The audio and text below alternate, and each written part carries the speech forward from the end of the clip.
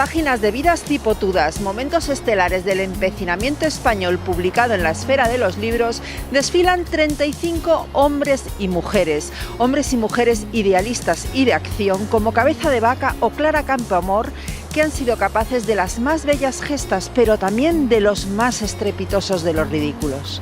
Hoy nos acompaña en la librería Lee Jorge Bustos, filólogo y jefe de opinión del diario El Mundo. Vamos a hablar de su último libro, Vidas Cipotudas. ¡Hey, que ya estoy aquí! ¿Vamos Hola. dentro? Sí, por supuesto. Vamos allá.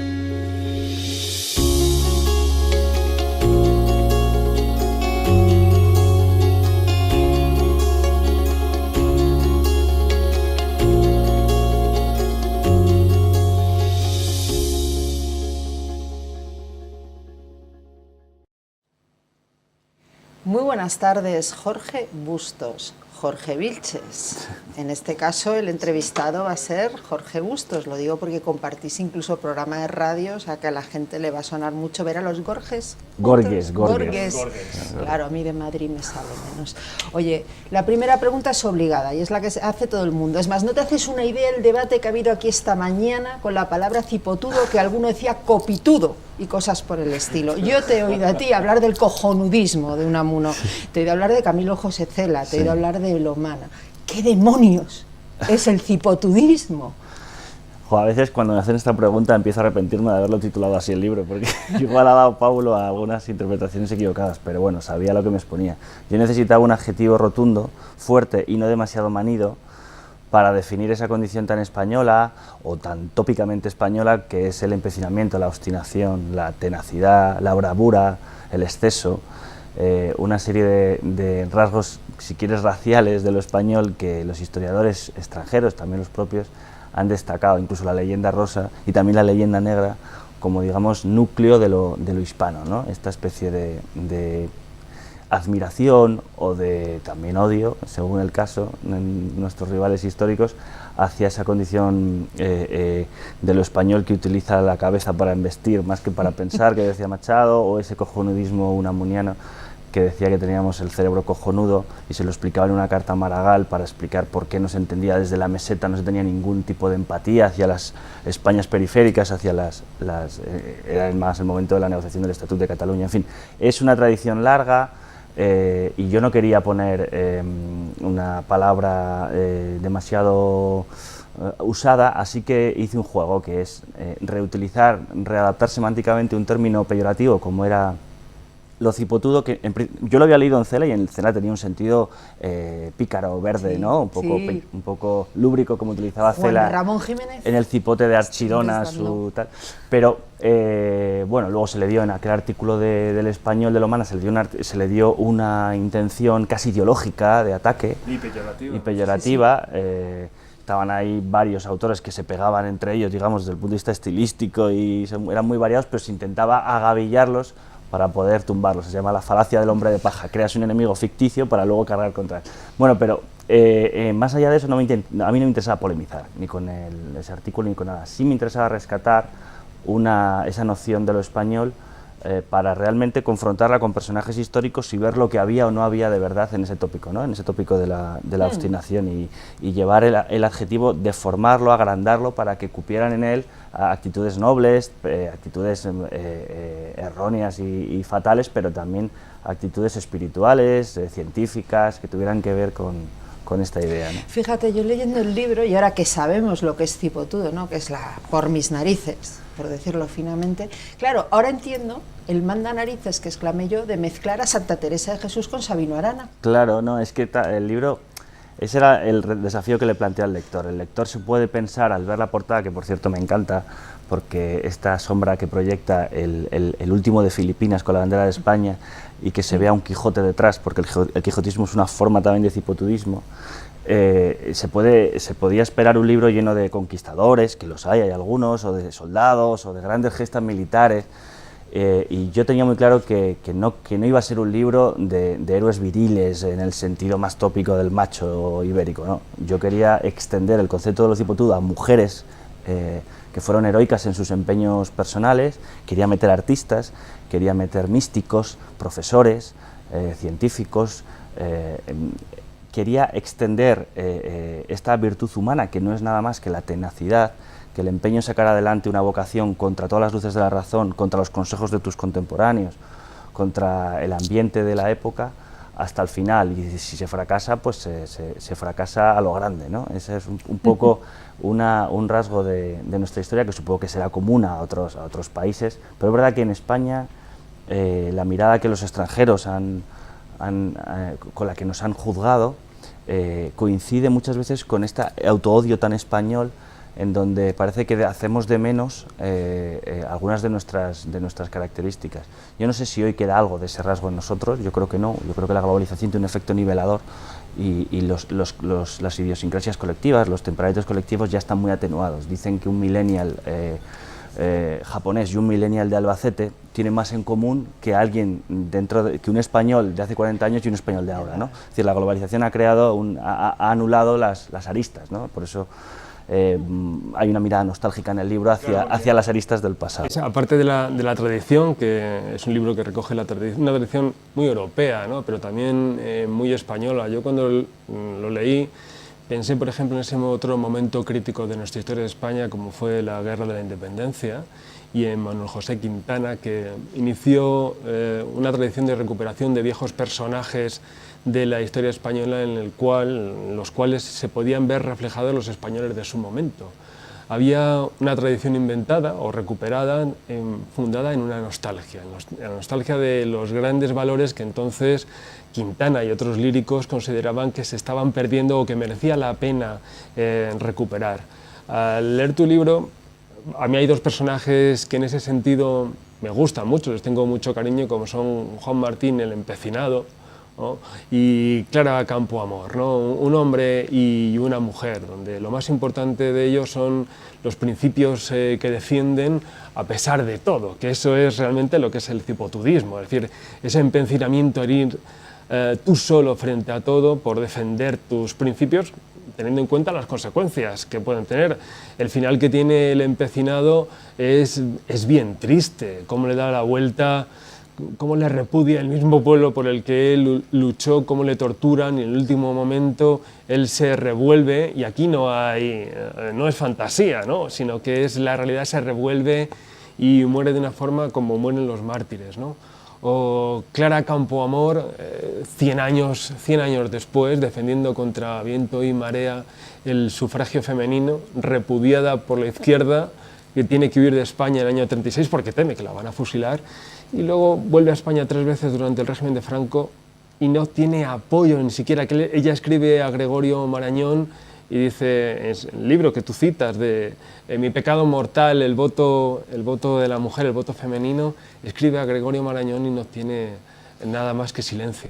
Y muere a nada de la transición, se queda en el umbral de la transición que recoge precisamente la lucha de su vida, que es el voto femenino, como no puede ser de otra manera, ¿no? Es verdad que a Clara Campoamor la pudo haber matado cualquiera de los dos bandos en la guerra, y se exilia y no consigue tampoco volver. Es un poco la Chávez Nogales en mujer, una liberal republicana, pero que abominaba del marxismo porque no quería cambiar una tiranía por otra, ¿no? No quería liberarse del yugo, digamos, del patriarcado, que en esa época sí existía, de una forma bien pesada para las mujeres, para cambiarla por la tiranía marxista. Pero yo que te decía es que el empecinamiento ese ha muerto, ¿no? Ha desaparecido o está oculto. Yo creo que sí, y en parte digo que en el libro digo que hay que felicitarse de que haya desaparecido, porque el empecinamiento era, digamos, el cipotudismo era una exigencia de un país atrasado para que sus mejores temperamentos, sus mejores talentos pudieran emerger contra unas circunstancias que eran opresivas. Es decir, se exigía a la españolidad,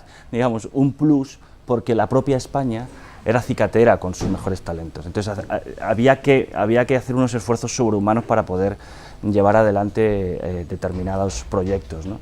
Sin embargo, hoy vivimos en un país que no exige ese nivel de heroísmo a los españoles, y eso es por el progreso que ha registrado este país, y que creo que es una buena noticia. Es decir, si todavía tuviéramos que ser cipotudos para determinados avances en la ciencia, en el arte, en la política, significaría que no somos un país normalizado, ¿no? Oye, ¿no somos un poco cipotudos los liberales?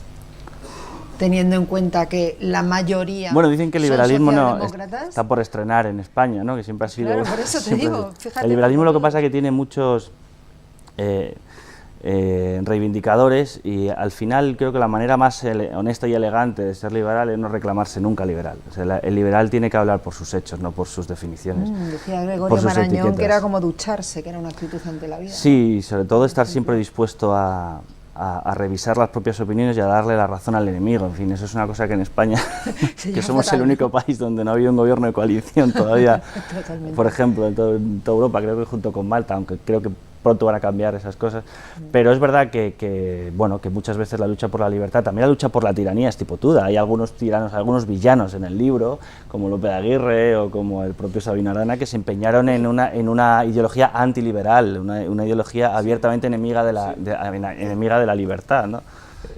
Pero claro, la línea de continuidad entonces es el rechazo al individualismo. Sí que existen grandes individualidades que buscan el cobijo del poder, incluso reclaman en algún momento la actuación del rey, pero se castiga la actuación individual, ¿no? O sea, ahí cuentas, por ejemplo, desde María Moliner, que lucha contra todo, ¿no? Que es la mujer, pero casa. También el desprecio a Mancio Ortega, con el que cierras el libro.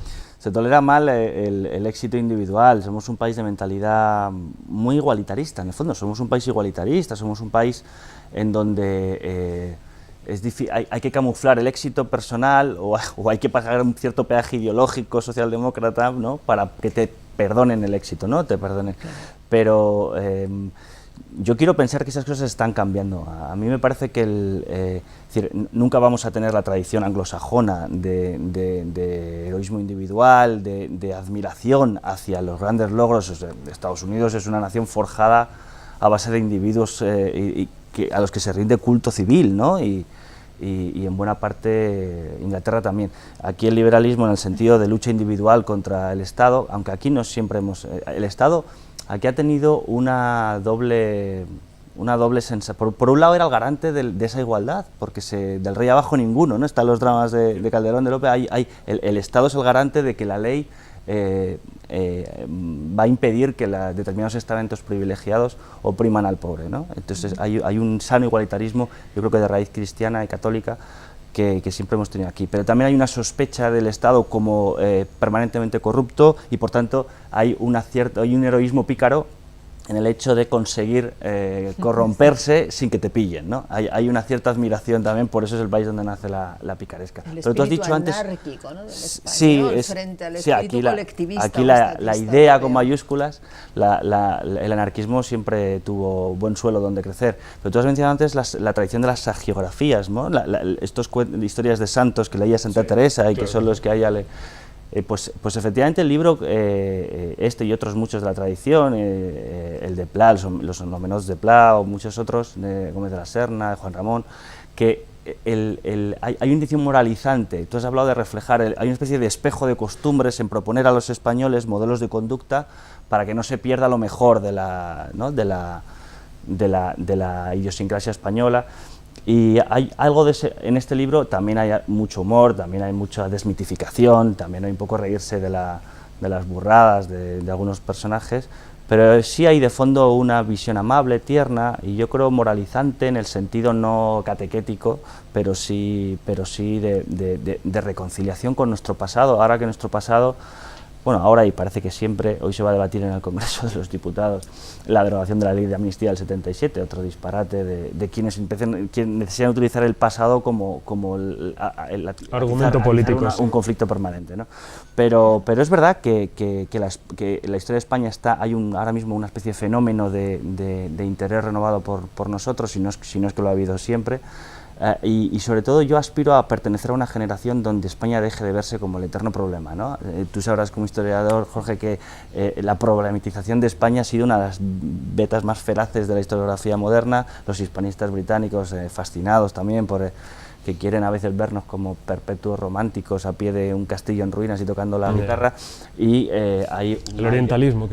Y también hay una especie de permanente, y lo hemos visto en el caso del procés catalán, una especie de permanente tópico para anclarnos en un pasado folclórico del que salimos hace mucho tiempo, y sin embargo se intenta otra vez ver a España como ese país atrasado, eternamente franquista.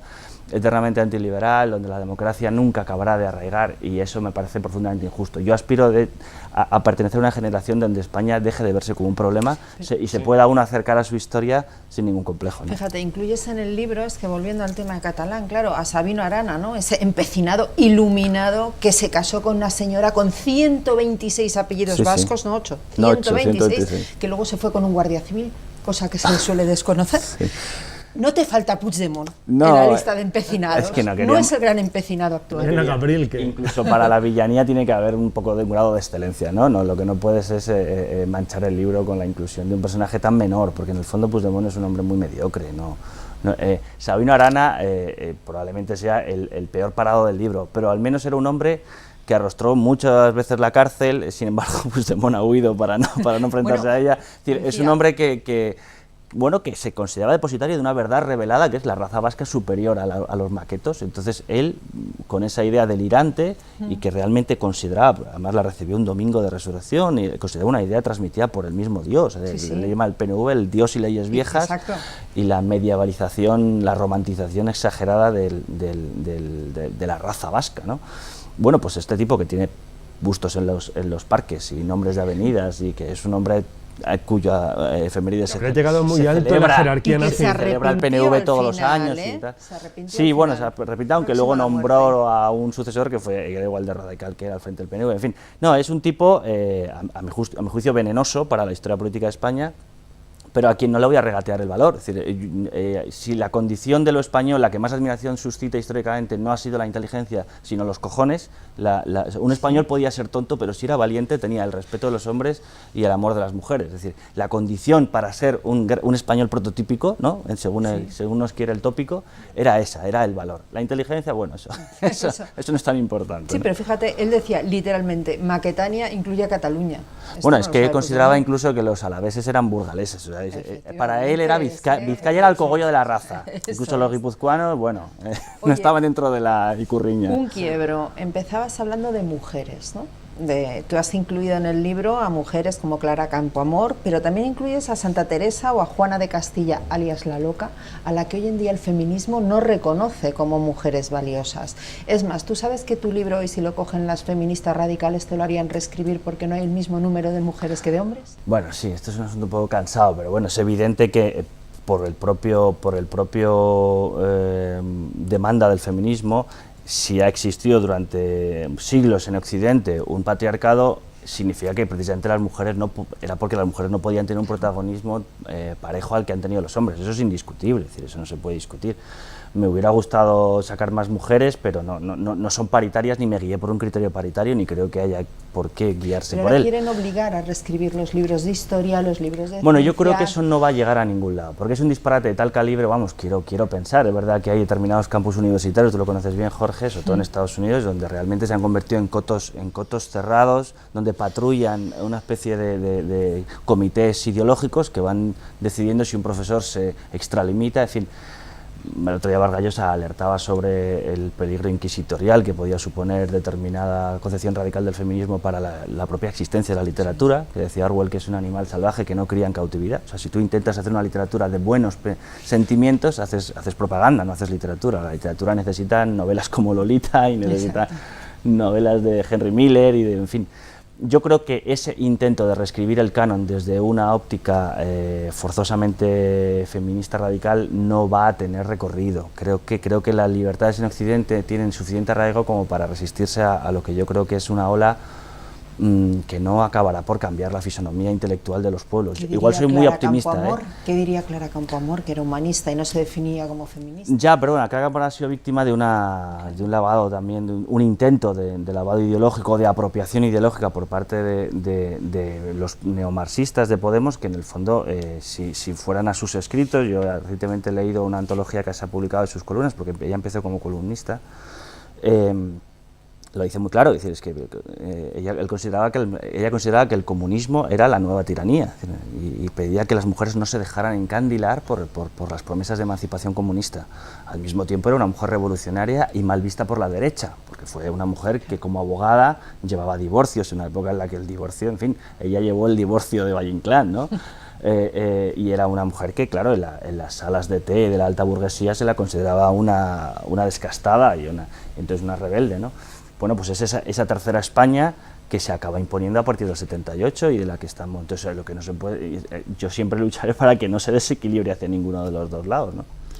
Hablando de lucha, si nos damos cuenta, quizás en las 2 últimas décadas la historia se ha convertido en un campo de batalla fundamental, sí, que es reinterpretar el pasado para justificar un discurso político actual y para conquistar el futuro, ¿no? Eso es. Hay una frase en ese sentido en tu libro que me ha gustado mucho, porque sí es cierto que todo escritor se refleja a sí mismo en aquello lo que escribe, en la que hablas de lo que leías cuando eras un niño, y dices que los niños antes, pues para contarles historias, leían también cuentos de historia de España y no solamente cuentos de magia hormonada. Claro, eso sí es cierto que a lo mejor ocurre ahora mismo del Ebro para abajo, pero del Ebro para arriba la historia es otra, ¿no? Y muchos niños reciben esos cuentos relativos a la historia. Yo quiero pensar que en la edad de Internet, quiero pensar, luego la realidad me desmiente, pero que la edad de Internet es difícil el adoctrinamiento absoluto, aséptico, llegar a encapsular a una sociedad de 7 millones de catalanes, o sea, de españoles, en una sola versión torticera y manipulada de la historia, me parece que es un empeño que a poco inquietud que manifieste por la historia, por la verdad, el propio ciudadano escapará de ese cerco. Yo quiero pensar que sí. Lo que pasa es que también es verdad que el hábito de la lectura, el propio hábito de leer, está cayendo en desuso frente a otras formas de ocio, sí, que no exigen un esfuerzo activo, porque claro, tú te sientas, hay series magníficas, tú te sientes a ver una serie y no tienes que hacer un esfuerzo porque toda la representación de la realidad te la dan hecha, ¿no? No estás estimulando la imaginación y por tanto no estás cansándote, es una forma de ocio que a mi juicio hay que ponerle un cierto coto, escribí hace años un artículo que decía eso, estamos viendo demasiadas series de televisión, o sea, creo que hay un cierto problema con eso, sobre todo por el tiempo que quitas a la lectura, ¿no? Pero si te interesa la verdad, el chico al que le dicen que Cervantes era catalán y que el Quijote está escrito, pues ese chico se lo puede creer a los 13, 14 años, pero si se lo sigue creyendo a los 25, el problema ya es suyo, ya ni siquiera es de TV3.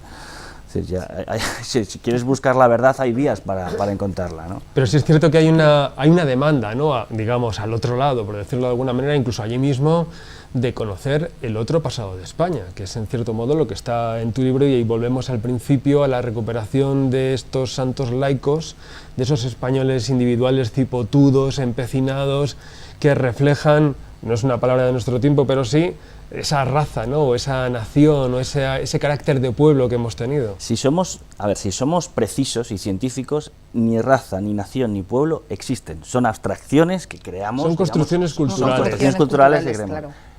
Y por eso la admiración hacia un pueblo siempre es excesiva. En cambio, admiramos a seres individuales. O sea, tú puedes admirar lo que hace Cristiano sobre un campo, ¿no? O lo que hace. La admiración es una corriente que difícilmente se dirige hacia un pueblo entero, ¿no? Siempre acusaban los grandes historiadores liberales que los marxistas eran capaces de morir por la humanidad, pero despreciaban al hombre concreto, ¿no? Se probó bastante bien durante la Revolución Rusa, ¿no? 100 millones de muertos y subiendo, ¿no? Pero claro, o sea, por eso es el peligro de las abstracciones y por eso la desconfianza liberal siempre hacia cualquier término demasiado abstracto que justifica y que acaba sacrificando en el altar del futuro y de la humanidad doliente, acaba sacrificando a seres humanos muy concretos, ¿no? Esa fue la causa de la disputa entre Camus y Sartre, fue la causa de que muchos comunistas que creían de buena fe estar sirviendo a la causa de la justicia social acabarán rompiendo con esa ideología totalitaria porque se dieron cuenta de que el precio que se pagaba en sangre era inasumible, ¿no? Es decir, que yo cuando me hablan de pueblo, de nación, y fíjate que yo creo que no soy sospechoso de no defender el Estado-nación español de sus agresores totalitarios internos, pero creo que hay que tener una sana distancia respecto de esas retóricas colectivas, ¿no? Yo todo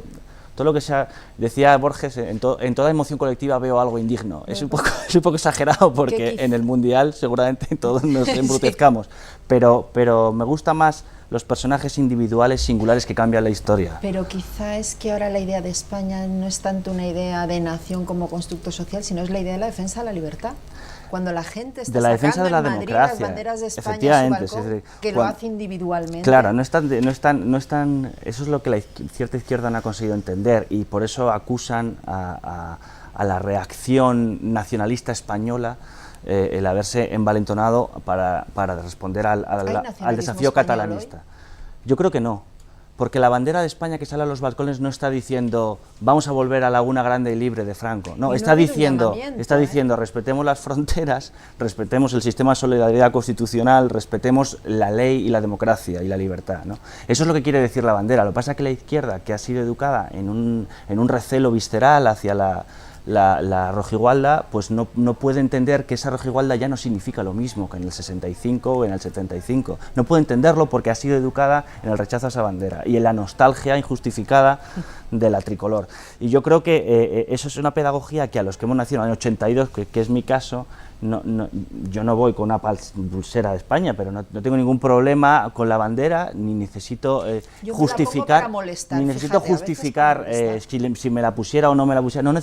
No tengo una sensación de incomodidad hacia esos colores, no me interpelan como un posicionamiento ideológico, simplemente es la definición del país en el que he nacido y por el que siento una curiosidad y un cariño natural a base de intentar, a base de conocerlo, porque yo creo que el problema del problema... más municipalistas, ¿no? Más de mi pueblo. Sí, el español mata por su pueblo, es verdad. Y es verdad que el país muchas veces le queda grande al español. El español mata por la costumbre, la fiesta de su pueblo, pero España a veces le queda muy grande, pero hasta que se la toca, ¿no? También hemos visto en estos últimos meses cómo hay una cierta reconciliación sana con la ley de España, pero esa idea que tú has apuntado es lo importante. No es tanto una guerra de sentimientos simétricos, de nacionalismos simétricos, como la defensa de un proyecto que segrega y otro proyecto que congrega. Eso es. Pues yo te preguntaría, porque te estoy oyendo hablar, Jorge, eres cipotudo. Y te voy a explicar por qué. ¿Yo? Sí, eres cipotudo. Yo estoy de acuerdo, pero hemos hablado de la historiografía marxista, que habla siempre de los colectivos, de las grandes ideas colectivas, mientras que el liberalismo, fíjate, es el que hace las biografías, hace las pequeñas historias individuales, y en este sentido, por eso yo empezaba diciéndote, los liberales somos cipotudos, porque al final tú vas el pensamiento dominante, el pensamiento único, es el pensamiento marxista. En el fondo, Tuñón de Lara hizo mucho daño en este sentido a la historia, ¿no? Y sin embargo, eres cipotudo, tú insistes en pequeñas biografías.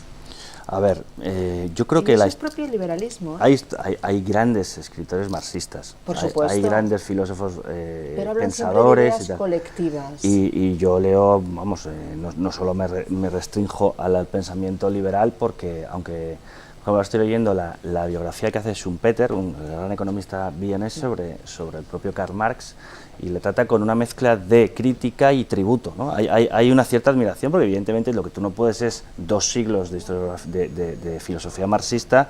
O sea, yo separaría el comunismo, el marxismo-leninismo del marxismo teórico, ¿no? Claro. O sea, yo me acuerdo en teoría de literatura cuando estudiamos a Lukács o toda la historia, los grandes filósofos, los teóricos de la literatura marxistas, que proponían enfoques para analizar, por ejemplo, el realismo ruso, que son aprovechables. Otra cosa es confundir esos enfoques, que son siempre parciales, con la verdad total, con la verdad totalizante de la interpretación, y que por tanto todo lo que queda fuera de ese enfoque, porque ese es el problema de la vocación del marxismo, es totalizadora. El liberalismo, en cambio, es verdad que el liberalismo es parcial, porque no aspira a la arrogancia de explicar todo el mundo con una sola teoría, no aspira a encerrar todo en una teoría, y el que no la comulga con ella es un hereje, es un contrarrevolucionario y debe ser purgado, ¿no? Es decir, el liberalismo es más modesto, aspira a una realidad desentrañada faceta a faceta, no con un solo sistema, ¿no? Y yo creo que eso es no solo más acertado, sino más moral. Pero yo a mí mismo no me veo como alguien que podría ni de lejos entrar en el elenco del libro, porque precisamente como me considero un tipo poco sentimental y bastante cerebral, y bastante poco cipotudo, precisamente por eso escribo el libro, por la admiración de lo que no tengo. ¿Te gustaría ser cipotudo? No es que me gustaría, es que me fascina. Es decir, los personajes que en la historia, cuando yo empecé el libro por Juan Martín Díez, El empecinado, desde niño, por los libros de Fray Perico y Suborrico, donde ya aparece el empecinado en uno de ellos, que yo con 10 años empecé a leer eso, empecé a generar una cierta admiración hacia los héroes de la Guerra de la Independencia. Me encantaba el cura Merino, Espozimina, todos los revolucionarios liberales que inventan la guerra de guerrillas y se levantan contra el invasor napoleónico, ¿no? Y escribí el perfil de Juan Martín Díez para la revista Aventura de la Historia, y fue a raíz de ahí que lo leyó Imelda Navajo, la editora de La Esfera, y me propuso extender ese modelo a más personajes de la historia de España para componer un libro. Entonces el libro nace de del propio empecinado, es decir, extiende el apodo y lo convierte en categoría historiográfica. Esto es lo que he intentado hacer en el libro. Pero tú fíjate cómo en el caso del nacionalismo español y la nation building, en la construcción nacional, no existen tratados teóricos como pueda ser el de Prat de la Riba sobre la nacionalidad catalana, ¿no? Aquí la nación no necesita construirse porque se da de por sí, se da hecha. Histórico. Y entonces se va construyendo a través de la literatura. Hablando del empecinado, yo me acordaba de lo que supone para lo que es la cultura española, la idea de España, un Galdós. Un Galdós que viene a Madrid y empieza a escribir en la prensa, que mira, podrías incluirle en la segunda parte, ¿no? Que empieza a escribir en la prensa y luego hace unos episodios nacionales fantásticos, donde justamente lo que se refleja es eso, el carácter del español. No hace Galdós una historia del nacionalismo español o de la nación española, sino de los individuos españoles, ¿no? Él comienza a escribir, hace algunos episodios anteriores, como es La Fontana de Oro, que es un libro magnífico, ¿no? Y él empieza en los años 70, trabajando aquí ya en Madrid, la serie de los episodios nacionales con gran éxito. Y sobre esa memoria colectiva, impostada, si quieres, desde la cultura, es de donde nace la idea de la nación española.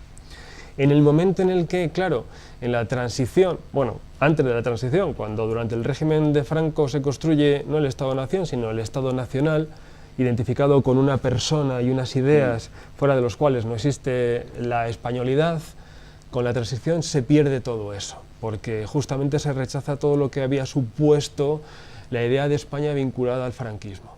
No, con lo cual el nacionalismo español se queda desarmado frente a los otros que sí que están armados. Es que nosotros efectivamente no hemos tenido un Prat de la Riba, pero tampoco hemos tenido un Garibaldi como los italianos en la reunificación, o un Bismarck como los alemanes. Es decir, hemos tenido un Prim, por ejemplo. Sí, pero en el momento de la creación de los nacionalismos, en el siglo XIX en España, todavía España era un imperio decadente, pero la peculiaridad de España es que nace a la vez como nación y como imperio. Es decir, el matrimonio de los reyes católicos enseguida se proyecta a ultramar, está en guerra el cerco a Francia, está la política mediterránea. Al final no hay tiempo a que se consolide no hay tiempo a una cohesión nacional. No tenemos cantores, no tenemos ideólogos de la patria española, porque enseguida se volvió inmanejable, porque enseguida fuimos imperio antes casi a la vez que nación, ¿no? Es una de las teorías que se esgrime, yo creo que con bastante acierto, para explicar por qué eran las Españas, por qué era estos rey de estos reinos, por qué siempre la pluralidad y no la nación española, ¿no?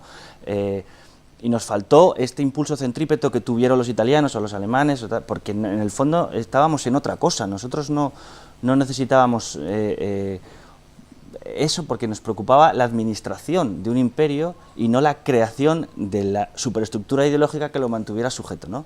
Yo creo que ahí es verdad que ha habido un déficit histórico, pero yo tampoco lo echaría de menos, sobre todo viendo las responsabilidades históricas que ha tenido el nacionalismo en el siglo XX, ¿no? Pero yo no creo que sea un déficit histórico, ¿no? De hecho, que no tengamos himno, o sea, que no tenga letra el himno, también es un síntoma muy curioso, ¿no? Y único, desde luego, o sea, es muy curioso eso. Es decir, no hemos tenido que cantar. De todas maneras, viendo las letras de algunos himnos, también. Es mejor no tenerla, ¿eh? Sí, y luego no hemos tenido... Salvo la guerra de la independencia, no hemos tenido enseguida, después de la guerra de la independencia, caímos en el guerra civilismo, pero no hemos tenido una guerra que galvanice a los españoles contra un enemigo exterior. No hemos pasado por el siglo XX, nos destrozamos en la guerra civil, pero no entramos en las guerras mundiales. No hemos tenido el factor que siempre aglutina mucho desde Napoleón, de la invasión, de la respuesta unificada frente a un agresor exterior. Si tuvimos la guerra de África, sí, en 1859 y 60, que supuso donde, pues, por cierto, combatieron paroxismo algunos militares patriótico catalanes con un, sobre todo. que lideraban el patriotismo Sí. español en esa época, ¿no? Esa parte supongo que se la escamotean a los niños de Cataluña. Eso no se pero lo bueno. cuentan a aquellos niños a los que les dicen que Santa Teresa era de Granollers. Yo Sospecho. creo sinceramente que eso no va a tener éxito. Nos sirve para hacer la broma y la columna satírica, pero no puede tener recorrido. Es decir, no puede tener recorrido como no lo tiene el creacionismo. Quiero decir, no. No tiene ningún No sentido. creo que enfadarse por eso, yo creo que está abocado a la melancolía. Oye, ¿no? me encanta porque vamos a acabar la entrevista sonriendo, que es lo que tú dices en tu libro, ¿no? Amabilidad, cipotudos, pero aún Sí, es un de libro fondo amable. Es un libro amable, es un libro con cierta ternura, incluso cuando trato a personajes con los que no estoy de acuerdo, sino me parecen que tuvieron un comportamiento Aguirre, ¿no? En particular. sí, Arana. indecente, pero aún así hay que ver, ¿no? Cuando te encaras con estos tipos y lo comparas con la vida gris, próspera, regalada que tenemos los españoles de 2018, pese a los problemas que hay, las manifestaciones de pensionistas y lo que queráis, pero muchas veces no somos conscientes del lugar de privilegio desde el que miramos la historia. Es decir, no ha habido un solo español. El otro día lo dijo el presidente del gobierno y en eso tenía toda la razón. Dijo: España está actualmente en el mejor momento de su historia. Es sin contraste, o sea, eso no lo puedes desmentir. Es decir, igual se puede estar peor que mañana, pero no se puede estar peor que ayer, yo creo. Yo estoy totalmente Quizá en de el acuerdo. 2012, quizá en el epicentro de la crisis, de la gran recesión, pero... Es políticamente incorrecto decir eso, ¿eh? No, porque el optimismo no moviliza, y tampoco vende periódicos, siendo ya autocríticos con el oficio, pero evidentemente, y el optimismo injustificado nadie quiere ser confundido con un ingenuo, con un cándido, ¿no? En el arquetipo volteriano, pero es innegable que cuando empiezas a hacer un poco de espeleología histórica y ves las vidas que tenía esta gente con la esperanza de vida en 35 años, con mujeres que morían habitualmente en los partos o perdían 5 hijos de 12 que tenían. Trabajaban 7 días a la semana, claro, no había permiso de un mes de paternidad. vacaciones ni permiso No de sonreír, no paternidad, dejarse ir un efectivamente. poco por la tendencia pinkeriana del optimismo antropológico es difícil, sobre todo cuando conoces un poco la historia, ¿no? Lo que no significa que haya que quedarse anclado a la autocomplacencia. Ha habido países destruidos que han vuelto atrás. Las libertades son una lucha, sabemos que son una lucha constante, porque si no los países pueden retroceder. Es verdad que vemos peligros involucionistas por parte del populismo radical, por parte del nacionalismo, que hay ciertos fantasmas que se despiertan, pero hombre, no reconocer que esta es la mejor España de su historia me parece estar ciego, ¿no? O querer manipular para atizar un conflicto que El te combate lleva- de la que te lleva historia al que poder. decíamos antes. Claro. Pues con eso nos vamos a quedar, señores. Vidas tipotudas en la esfera de los libros, Jorge Bustos. Muchísimas Muchas gracias a por vosotros. habernos acompañado. Gracias a vosotros.